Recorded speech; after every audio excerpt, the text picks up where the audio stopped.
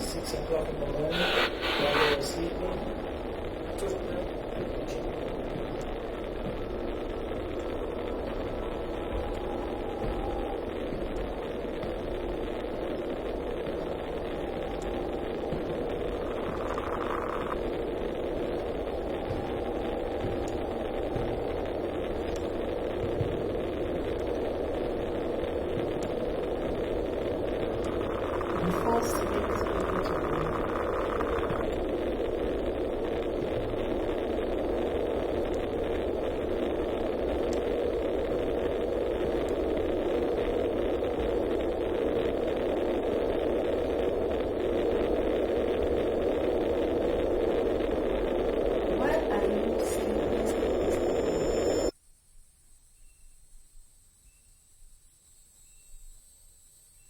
Why are you sleeping?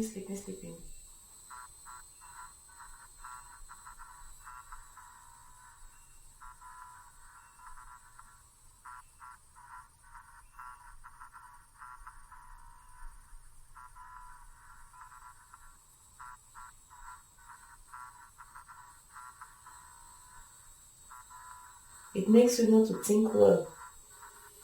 It traumatizes you. You stay in an area where you are brutalized by the so-called security people. You don't have right to speak.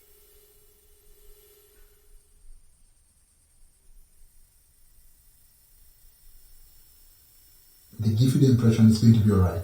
It's just for a while, it's just for a short time, it's going to be alright. They have people who are waiting 3 months. They have people who are waiting 6 months. They have people who are waiting 3 years. There are some who has been there for 7 years, 8 years, 10 years.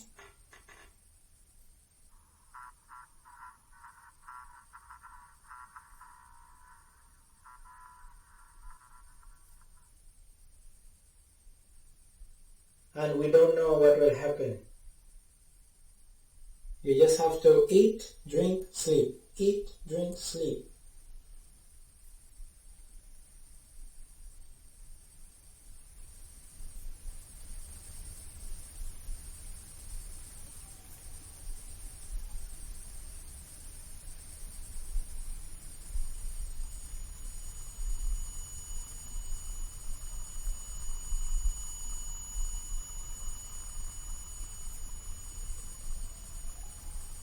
What are you doing here for all this time? They want to sleep us in this situation, I think.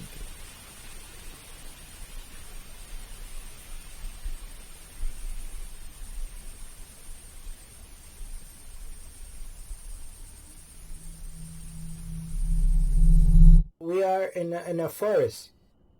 We are isolated. And over the forest there is security. They are not here to care for people. They are here to brutalize the people, and they are doing exactly that. That might sound too crazy, but that's exactly what is happening there.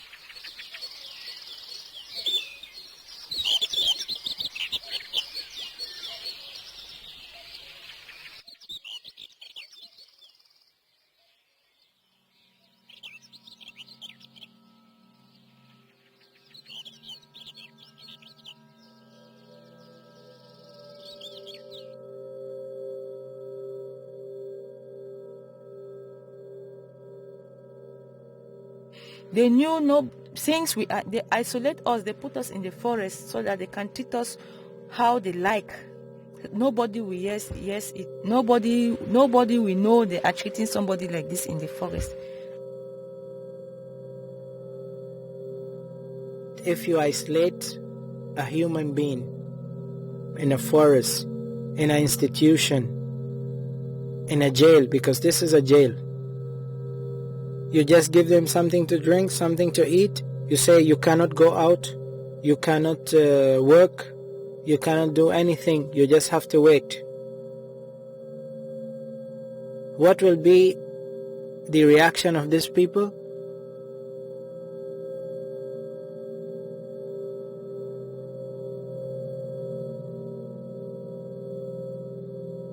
It will be a very negative reaction.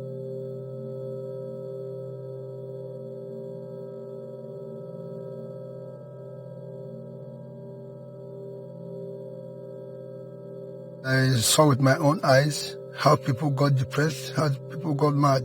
It's something I could readily see, personally, physically. And this is the way the system wrecks everybody. Some people just leave it like this and they can't take it anymore. Some just commit suicide. He was eating pieces of glass.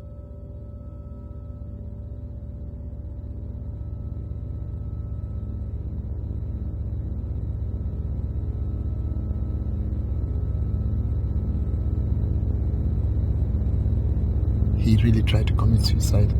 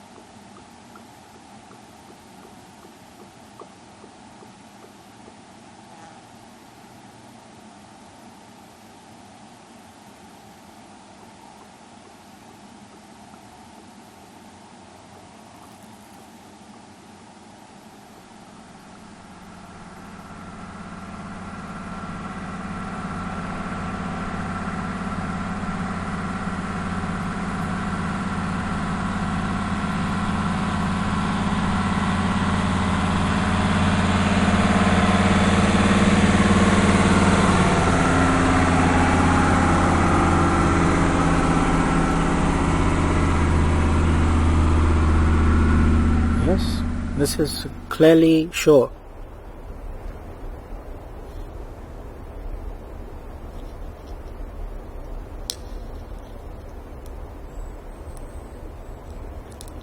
They don't want you to organize yourself and try to help others.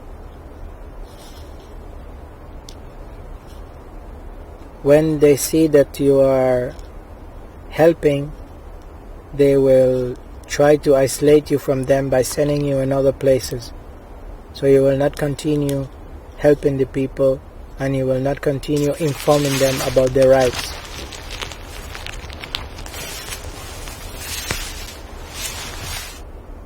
So if you keep someone ignorantly isolated, you can do everything against him, so you have to help him in this way. Try to inform them what is their rights, so they can defend themselves. And encourage them to defend themselves, and they will see what will happen. But again, you will be controlled.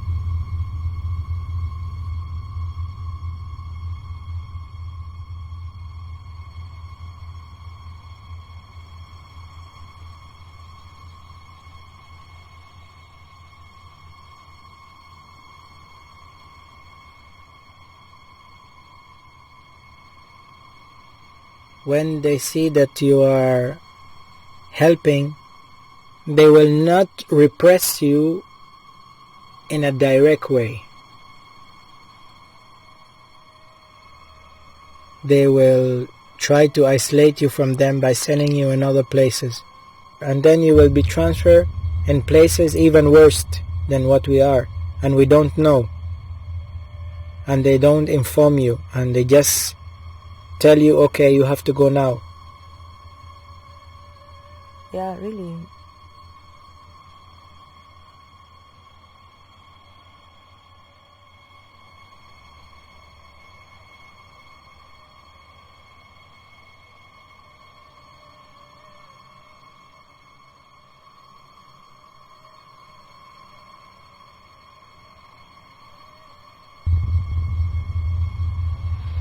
They know I am not willing to be quiet to whatsoever they are doing. And so, I can see hatred in their faces. And I saw it when I was transferred. And when I resisted, another thing else happened. They called the police people. The police people came and they brutalized me.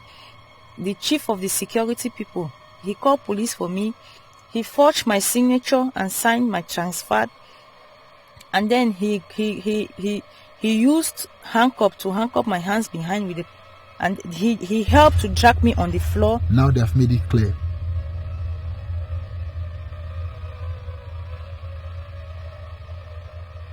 Now they don't have any possibility to pretend like that anymore.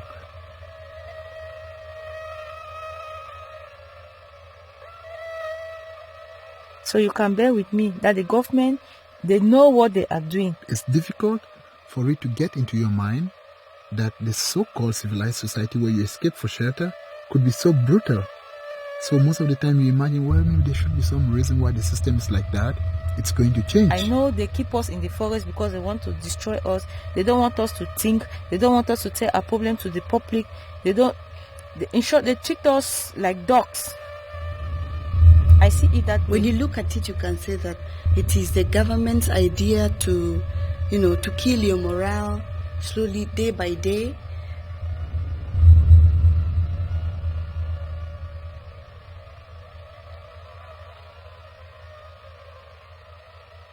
Indirectly, the government is killing you from the inside, without touching you, I think. It keeps people out from being themselves.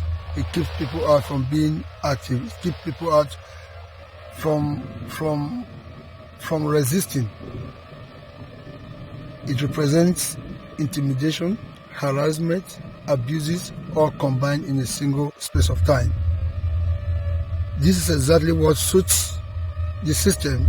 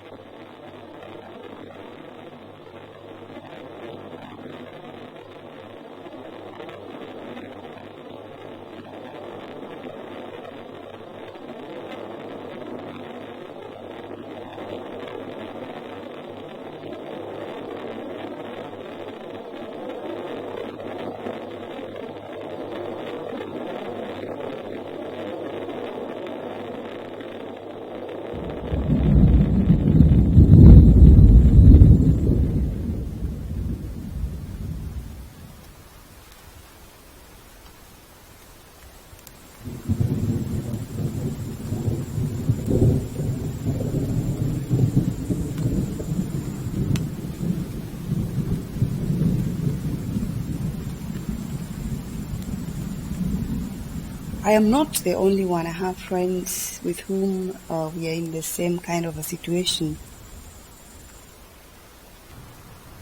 You really have to stay in a society of friends.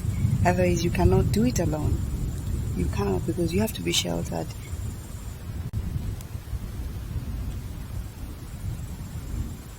I cannot tell you have to do this.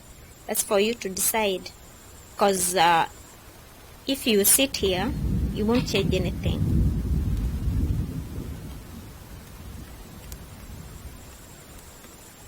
So you have to decide on your own whether you want to take the risk or not.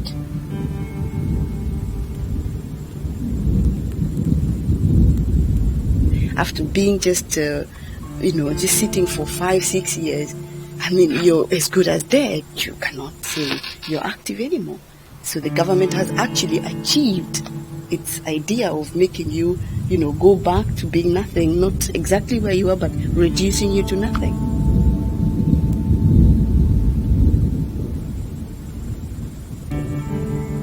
So at the end of the day, the government system has killed you softly.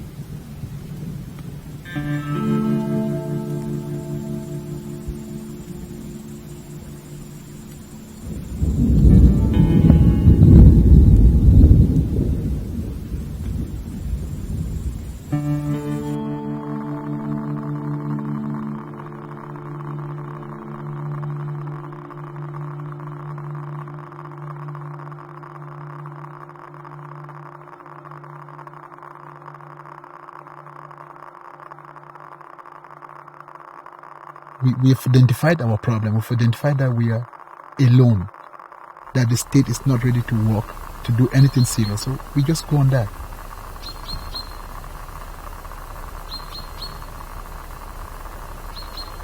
For me, the way I look at it, it's nice to be strong. The only problem is nice to be strong. I've realized in this society, if you are strong, it's nice for them to be afraid of you rather than you being afraid of them. It's nice to give them the knowledge that you are not easy. That is the only way you can live in this society. If you are always saying, yes sir, yes ma, this society, you cannot live long.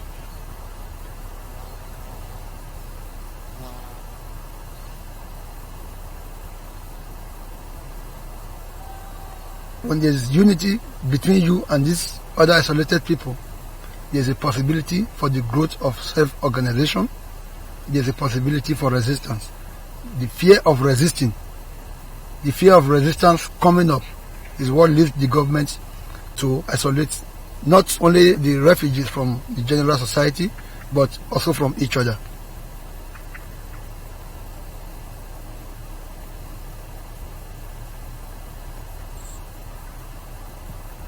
I don't care about them. I do what pleases me. I make them to understand that I'm going for an organization that will help me tomorrow. I'm going for an organization that wants freedom of movement in this country. I'm going for an organization that you can express your problem, you can shout your problem to the public, you can tell the grievances you have in you. I just go ahead, I do what pleases me and not what pleases them. I know the problems I'm going to face is really big coming in front of me. But for now, I can just fight the way I can.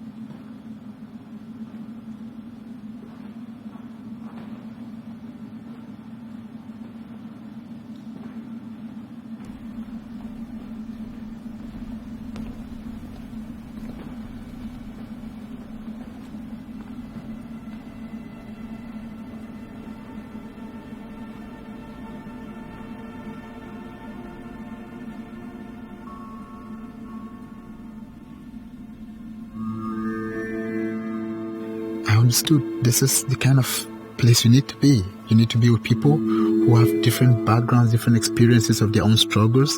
You need to share what happened and how they got here and where their struggle is and where it is going to, what they're looking for, what they want to do. And it was very interesting to realize all these people with all these struggles, all of them had just one desire: to make where they stay a better place.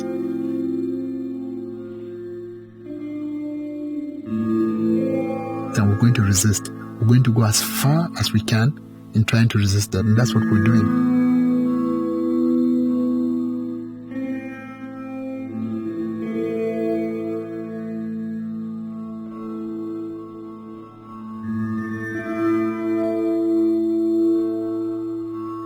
So our resistance is not just like we just try struggling to fix the situation for refugees. No, we owe a duty to this society, and the people that live in this society owe a duty to themselves.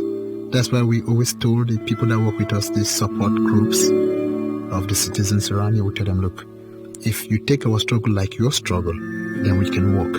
But if you think we are just miserable, helpless people that need support from you, we don't want that kind of support. You know, we didn't come here because we need clothes and we need somebody who every Sunday can come around and give shirts and stuff. No. We had political problems and we left and we came here, and now we are being tortured and embarrassed and harassed by this government here.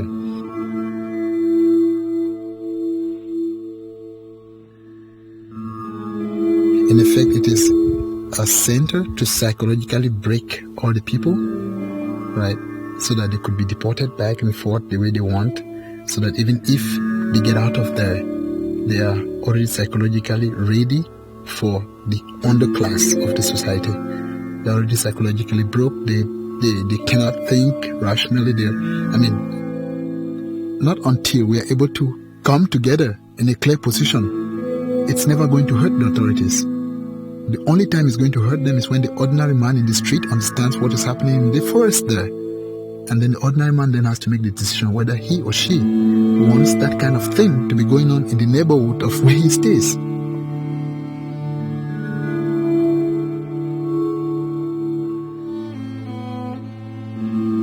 We don't have a choice. The only thing we have to do, the only option for us is to resist. We don't have a choice. They didn't create us any allowance where we don't have a situation where other refugees can say, okay, look guys, I'm tired and I cannot do it anymore. I want to follow that option. We don't have any option. The authorities are conscious that we are resisting, and they are conscious that the public is listening. If not, they would have not cared to try to attack the points we were trying to make. The state is trying to criminalize us. For them to say our organization is anti-state, it's a big hypocrisy on their part. We're looking forward to that day when in every society there's a democracy that respects the people's rights and values. At that level, when that state of the human evolution has been attained, then the states are not going to be the way they are today. We are anti-state in the level of that superior perception of humanity.